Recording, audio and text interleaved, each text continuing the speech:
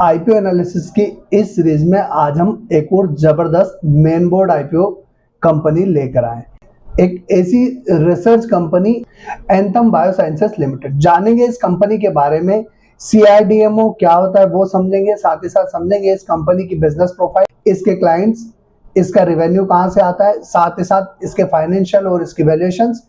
फिर जानेंगे IPO details और समझेंगे कि ये कंपनी अपने कॉम्पिटिटर के सामने सस्ती वैल्यूएशंस पर आईपीओ लेके आ रही है या फिर महंगी वैल्यूएशंस पर। साथ ही साथ जानेंगे कि क्या ग्रे मार्केट में इसकी कोई प्रीमियम देखने को मिल रही है या नहीं, और अंत में जानेंगे कि इस आईपीओ से आने वाले पैसे का उपयोग ये कंपनी कहाँ करने वाली है। फिर जानेंगे कि क्या हमें इस आईपीओ में निवेश करना चाहिए या इस आईपीओ से दूर रहना चाहिए। नमस्कार दोस्तों, मेरा नाम राजेंद्र सिंह गौड़ है और आपने देखना शुरू कर दिया है एसएमबीआई फाइनेंशियल का यूट्यूब चैनल, जहां हम हमेशा स्टॉक मार्केट से रिलेटेड खबरों पर बात करते हैं और साथ ही साथ आईपीओ का पूरा विश्लेषण करते हैं। इस कड़ी में आज जो हम कंपनी लेके आए हैं, एंथम बायोसाइंसेस लिमिटेड। यह एक ऐसी कंपनी जो इंडिया के मार्केट के अलावा अमेरिका, यूरोप और साथ ही साथ जापान जैसे बड़े मार्केट में भी अपनी सर्विसेज प्रोवाइड करती है। यह कंपनी जो है इनोवेटिव ड्रिवन और टेक्नोलॉजी फोकस्ड कंपनी है। यह एक contract research development and manufacturing organisation है, यानी CRDMO है। यह कंपनी ड्रग डिस्कवरी, डेवलपमेंट और साथ ही साथ मैन्युफैक्चरिंग तीनों स्टेज पर काम करती है। यह एक end to end service provider है। फार्मा कंपनियों को खासकर स्मॉल बायोटेक फर्म से लेकर बड़ी दवा कंपनियों तक सभी को ये अपनी सर्विसेज प्रोवाइड करती है। अगर इस कंपनी के हम प्रोडक्ट पोर्टफोलियो की बात करें तो company specialised fermentation based API बनाती है, जैसे probiotics, enzymes, peptides, nutritional actives, vitamin analogues और साथ ही साथ बायोसिमिलर्स जैसे प्रोडक्ट बनाने का काम करती है। सितंबर 2024 तक एंथम बायोसाइंसेस ने 10 कमर्शियल मॉलिक्यूल्स के लिए एपीआई और इंटरमीडिएट्स तैयार किए हैं। अगर इस कंपनी के हम क्लाइंट्स की बात करें तो कंपनी के पास 44 देश में क्लाइंट्स है, जिसमें अमेरिका, यूरोप, जापान जैसे बड़े और विकसित देशों के मार्केट शामिल है। 31 मार्च 2024 तक कंपनी ने 150 से ज्यादा कस्टमर्स को अपनी सर्विसेज प्रोवाइड की है, जो छोटे बायोटेक स्टार्टअप से लेकर बड़ी फार्मा कंपनीज तक सभी क्लाइंट पोर्टफोलियो में शामिल है। अगर वर्क एरिया की बात करें हम इस कंपनी के, तो सितंबर 2024 तक ये कंपनी 196 प्रोजेक्ट कंप्लीट कर चुकी है, जिसमें 170 discovery project, 132 early phase, 16 late phase और 13 कमर्शियल मैन्युफैक्चरिंग प्रोजेक्ट भी शामिल है।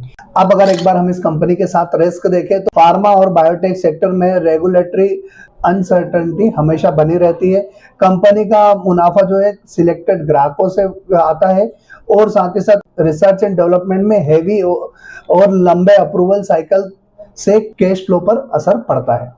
अब अगर हम इस कंपनी की एक बार स्ट्रेंथ की बात करें, यह कंपनी ड्रग लाइफ साइकिल के हर स्टेज के लिए वन स्टॉप सॉल्यूशंस, डिस्कवरी और मैन्युफैक्चरिंग तक इनोवेशन आधारित मॉडल, जिससे एडवांस और कस्टमाइज सर्विसेज प्रोवाइड करती है। एसएमईज और बायोटेक स्टार्टअप्स के लिए खासतौर पर डिजाइन की गई सेवाएं। 550 से ज्यादा इसके पास ग्राहक है और 600 से अधिक हाई क्वालिटी वैज्ञानिकों की टीम है इसके पास। अब एक बार हम इस कंपनी के आईपीओ डिटेल समझ लेते हैं। तो 14 जुलाई के दिन आईपीओ शुरू हो रहा है, 16 जुलाई तक खुला रहेगा। ₹2 फेस वैल्यू वाला शेयर है। 540 से 570 रुपए का प्राइस बैंड होने वाला है। 3395 करोड़ का आईपीओ साइज है, जो कि पूरा का पूरा ओएफएस होने वाला है। बुक बिल्ड इशू टाइप है, बीएससी एनएससी दोनों पर लिस्ट होने वाला है।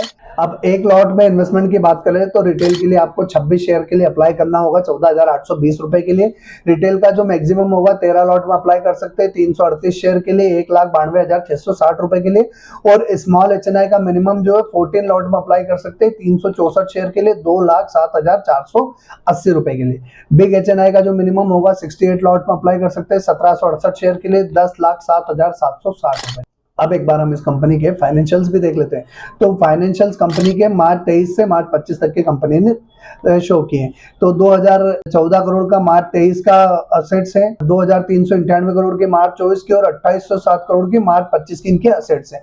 रेवेन्यू की बात किया तो 1,133 करोड़ के मार्च 23, 1483 करोड़ की मार्च 24 और 1930 करोड़ की मार्च 25 की इनकी रेवेन्यू है। प्रॉफिट आफ्टर टैक्स की बात किया है 385 करोड़ का प्रॉफिट मार्च 23 का, जो घट के 367.31 करोड़ का मार्च 24 में हो गया, और 451.26 करोड़ का प्रॉफिट मार्च 25 का है इनका। अगर असेट्स और रेवेन्यू की बात करें तो एक कांस्टेंट और एक अच्छी ग्रोथ देखने को मिल रही। वहीं प्रॉफिट मार्च 24 में कम हुआ था, जो मार्च 25 में एक वापस से हेल्दी ग्रोथ देखने को मिली। इबिटा की बात करें तो 446.05 करोड़ का मार्च 23 का, 519.96 करोड़ का मार्च 24 का, और 683.78 करोड़ का मार्च 25 का इनका इबिटा है। नेटवर्थ की बात करें वहीं तो 1740.67 करोड़ की मार्च 23, 1924.66 करोड़ की मार्च 24 और 2409.86 करोड़ की मार्च 25 का इनका नेटवर्थ है। रिजर्व एंड सरप्लस की बात किया है तो 1628.88 करोड़ के मार्च 23 की, 1815.9 करोड़ की मार्च 24 की, और 2291.05 करोड़ की मार्च 25 की इनकी रिजर्व और सरप्लस है। अब बोरोइंग की बात किया है तो 125 करोड़ की मार्च 23, 232 करोड़ की मार्च 24 और 108 करोड़ की मार्च 25 की इनकी बोरोइंग है।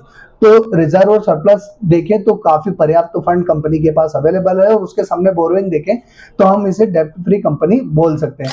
अब एक बार हम इस कंपनी की वैल्यूएशन भी देख लेते हैं तो ROE 20.82% है, ROCE 26.88 का है, डेट टू इक्विटी रेशियो 0.05 का है, पेट मार्जिन 23.38% है, इबिटा मार्जिन की बात किया 36.81% है, प्राइस टू बुक वैल्यू 13.23 का है, EPS 8 का है, और पी रेशियो की बात करें तो 70 का पी रेशियो है। तो फाइनेंशियल जबरदस्त है कंपनी के, वैल्यूएशन भी अच्छी है। अब हम एक बार इसको इसके कॉम्पिटिटर के साथ कंपेयर करके देख लेते हैं कि ये कॉम्पिटिटर के सामने अपनी वैल्यूएशन सस्ती लेके आई है महंगी। तो इन्होंने जो अपने कॉम्पिटिटर दिए हैं उसमें Syngene international, Sai life sciences, Cohance life sciences, Divi's laboratories जैसी कंपनीज के साथ अपना कंपैरिजन दिया है। तो ईपीएस की बात किया है तो एंथम बायोसाइंस का 8.07 का है, सिंजीन इंटरनेशनल का 12.35 का है, साई लाइफ साइंस का 8.83 का है, कोहांस लाइफ साइंसेस का 10.52 का है, और डिविज लेबोरेटरीज का 82.53 का ईपीएस है।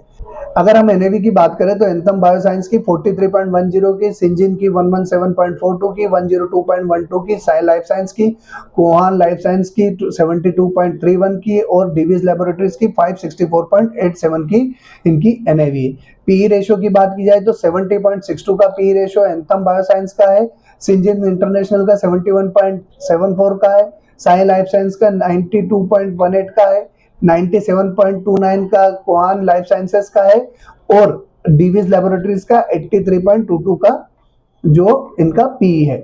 रिटर्न ऑन नेटवर्थ की बात किया 20.82% का return on net worth anthem biosciences का है, 11.05 का Syngene international, Sai life science का 10.96, 13.61 जो है कोहान लाइफ साइंसेस का है, और डिविज लेबोरेटरीज का 15.35 का है। तो पी रेशियो के मामले में देखे जाए तो सिंजिन के बाद दूसरा नाम आता है, और रिटर्न ऑन नेटवर्थ की बात की जाए तो सबसे अच्छा रिटर्न ऑन नेटवर्थ जो है एंथम बायोसाइंसेस का आता है। तो ओवरऑल अगर हम देखें तो ये इसके कॉम्पिटिटर के सामने एक बढ़िया वैल्यूएशन पर आईपीओ लेकर आ रही। अब बात आती है कि आईपीओ से आने वाले पैसे का उपयोग ये कंपनी क्या करने वाली।